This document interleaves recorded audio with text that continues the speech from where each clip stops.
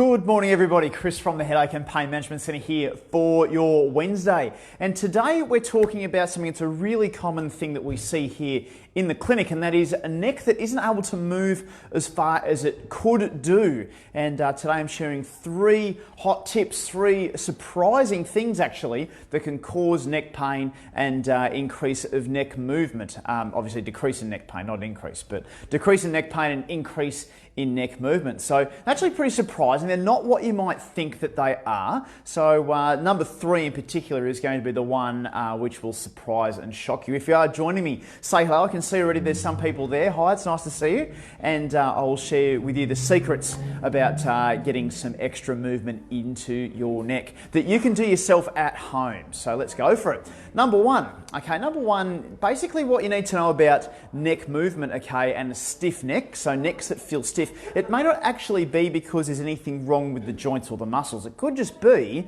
that your brain is going, hey, look, I don't want to do that for whatever reason, whether it's because it's trying to protect the movement, if it's afraid, if your brain is kind of like, well, I don't know if I should do that in case I hurt myself, it can do it subconsciously. So all of these things are ways and means in which to get your neck moving on your own and very, very safely. So the first one is this. So this is a really simple one. So often when you're turning to the left or the right, what can happen is you can get to a point you're like, oh, gee, I can't turn. Like it just gets and feels like a catch and it doesn't feel like you can go any further. What you can do instead is you can get to the point, you actually put your hand on the side of your face. I like to use the other hand to do it. And just gently turn your neck around like that, okay? So when you're doing that, you're not actively using the muscles to actually move the neck itself. You're using your hand to move through its range, and quite often that can take the pain away. And as you practice doing it more and more, you turn and then you move a little further and then come back, turn, move a bit further around and come back. That actually improves the movement, okay? And the reason why it does is that when you do it, it doesn't hurt as much, or you push through the movement so it hurts less as you do it even more. What happens after you try that is that when you turn, it's much better. So that can be the first thing that you can try. If that doesn't work, then here's a second one.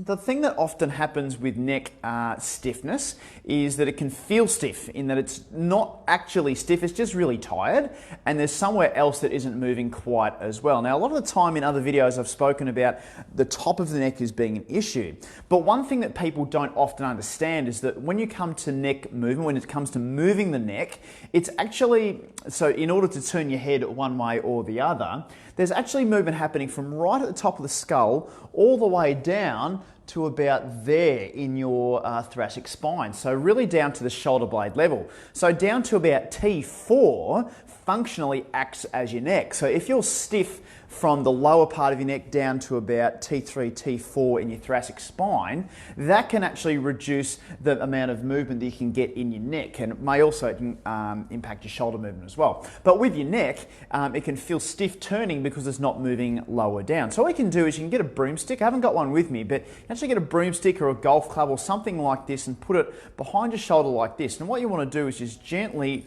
rotate through the trunk like that.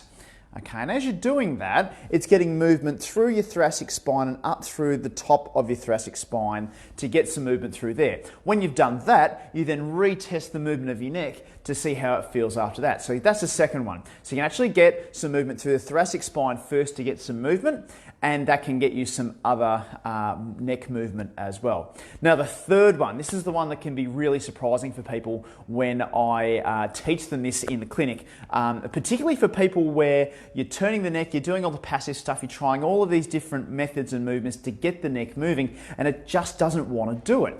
Now, the reason why this can happen is not what you might think. Okay, so we used to think that when a neck wasn't moving, when it was stiff to turn, when it was really cranky, especially when it's kind of feeling like a catch in through here, you can't get it to turn, we always used to think that there was, a really locked up, grizzly joint in there that just wasn't moving. Perhaps the muscles themselves weren't doing the job to actually turn the neck around. But what we now know about how movement operates is that it's your brain that needs to give you permission to move all the time. So it doesn't really matter what the movement is, whether it's an elbow movement, a hand movement, your brain is driving those movements all the time.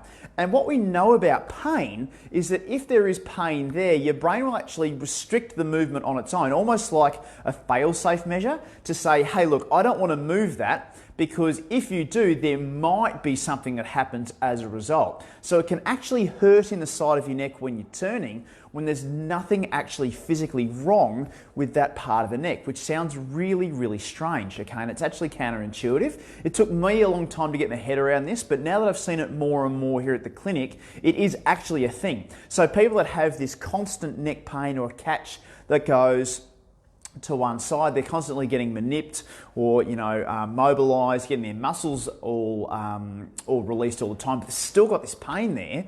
Quite often what it can be is your brain actually going, hey, look, I don't want to do that. So the way in which to get around it is this, okay? And this is going to sound really kooky, okay? What I'm going to say next is going to sound very, very strange, but this is actually what you need to do, okay? So say, for example, turning to the right, that's my right, turning to the right is giving you a lot of curry, okay? Giving a lot of pain here on the right, and it's a little bit iffy, okay? Here's a challenge for you. What I want you to do, and if you're joining me right now, I can see that there's a few people here. What you can do, okay, is you can close your eyes, okay? So you close your eyes and you imagine that you're turning towards the right. Okay, so if you're joining me right now and you're doing that, so close your eyes and imagine that you're turning towards your right, okay? And then come back towards the middle, so coming back here, okay? Turn towards your right again. So you're imagining this, you're not actually moving, okay? So you're closing your eyes and you're imagining the movement, okay? So you're closing your eyes, imagine turning towards the right, and then come back towards the middle. Now, what we often find with people that have a lot of neck pain on the right-hand side, in this example, okay, is that one of two things happen. Either they actually can't physically imagine turning to the right without going, oh, geez, it's going to hurt, okay, even though you're not moving. Or the second thing is that they can imagine the movement and it actually spikes a pain in the side of their neck. Okay, so they're not moving, but the pain comes on when you imagine the movement. If you're there, type in underneath and say hello, because I'd like to know if you're doing this while you're with me. So if you're turning and you're imagining the movement and it's causing pain in your neck, it's actually the way that your brain is processing the information going from your brain to your muscles and back again, not anything to do with what's going on here. So some people that are really locked up, they've got a long-term whiplash type injury, someone who's had a neck problem, from lifting, or a sports injury or something like that, where it's not actually recovering, you actually need to retrain the brain to allow those signals to, if you like, be perceived as safe in the side here. G'day, Alison, nice to see you there. So when you have something happening in the side of your neck there, and it feels like that you just can't get past it, like it always hurts, sometimes you need to back off one step and imagine the movement to get your brain actually used to the idea that it can actually physically turn in that direction. So what you do is you close your eyes and imagine the movement that would be painful, okay? If it's painful while you're moving, then you need to keep imagining the movement, or at least open your eyes, reset it, and actually say to yourself, hey, I'm not moving. Okay, so it's proving to you that there is, you're not actually moving, so there's no reason for it to be hurting while you're doing it. Now, I know that sounds really kooky and it sounds really, really strange. Yeah, it is amazing, Dee, it is.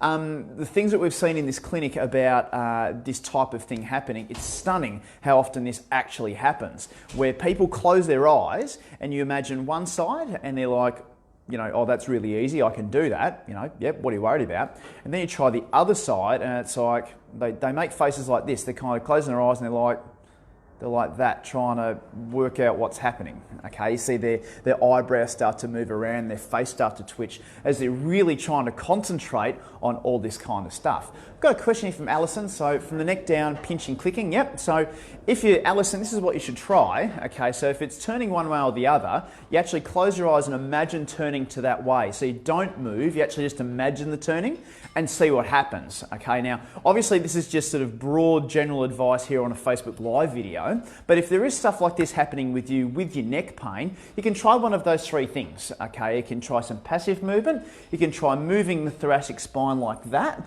or you can imagine the movement. Now, if that's not working for you, just doing that at home with your exercises, then the thing that you can do is actually touch base with us, because this is the stuff that we see all the time, and it might actually need something more specific for you to get things all happening. So if this is you, okay, if you're getting a stiff neck, if it's getting tight turning and you just can't get the relief from it, what I want you to do is to type underneath neck pain. So type in the comments neck pain, and what I'll do is I'll touch base with you directly about what the best things to try would be for you to get this all happening, okay? Because neck pain is a scourge. It is out there. It is really crippling people. It's stopping people from working. You can't drive your car. You can't bend over to pick things up. It's really difficult to sit on the computer or your phone to hold your neck in a posture for a long time. So it's really important that you get your muscles and your joints moving as well as they can be, and get your brain retrained so it's not as scary to actually move one way or the other.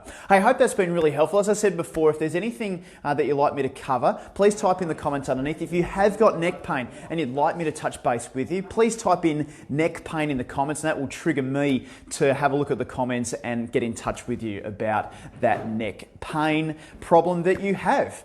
Hey, hope that's been really helpful. I'll be back later in the week with another live Facebook video. I'm really glad that everyone is here watching today. It's obviously been a popular topic. There are a lot of people there watching. G'day, it's good to see you. And I will see you again live on Friday on Facebook, and there'll be a video out tomorrow for 1 minute at about midday tomorrow as well on another topic. Good to catch you, and I will see you again later in the week. Cheers and bye for now.